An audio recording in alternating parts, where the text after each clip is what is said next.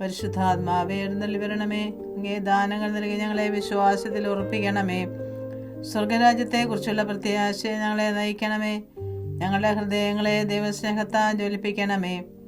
സഹോദര സ്നേഹത്തെ ഞങ്ങളെ വളർത്തണമേ.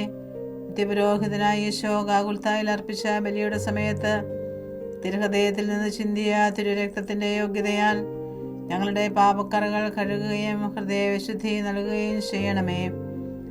നമുക്കെല്ലാവർക്കും അനുതാപത്തോടും ഭക്തിയോടും കൂടെ ഈശോയുടെ തിരുഹൃദയത്തിൻ്റെ അനന്ത സ്നേഹത്തെക്കുറിച്ച് ധ്യാനിച്ചുകൊണ്ട്, കർത്താവേ, ഞങ്ങളുടെ ഹൃദയം അങ്ങേ തിരുഹൃദയത്തിന് അനുയോജ്യമാക്കണമേ എന്ന് പ്രാർത്ഥിക്കാം.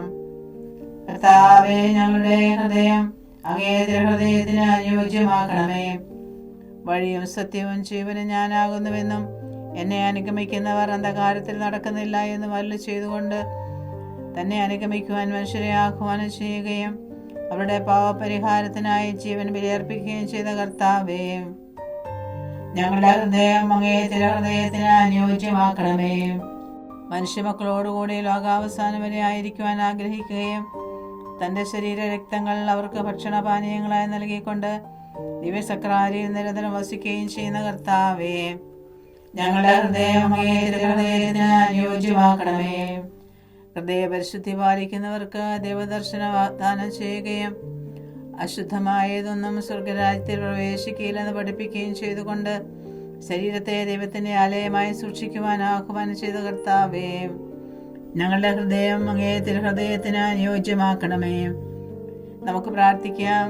എൻ്റെ ഹൃദയത്തോട് ഭക്തി പ്രദർശിപ്പിക്കുന്നവരുടെ ജീവിതാവസ്ഥയ്ക്ക് ആവശ്യമായ എല്ലാ അനുഗ്രഹങ്ങളും ഞാൻ നൽകുമെന്നും പാപികൾ എൻ്റെ ഹൃദയത്തിൽ അനുഗ്രഹത്തിൻ്റെ വറ്റാത്ത ഉറവിടം കണ്ടെത്തുമെന്നും വിശുദ്ധ മർഗ്ഗരീത്ത മറിയം വഴി വാഗ്ദാനം ചെയ്ത ദിവ്യനാഥ, അങ്ങേ മക്കളായ ഞങ്ങളുടെ ഹൃദയങ്ങളിൽ എഴുന്നള്ളി വസിക്കണമേ.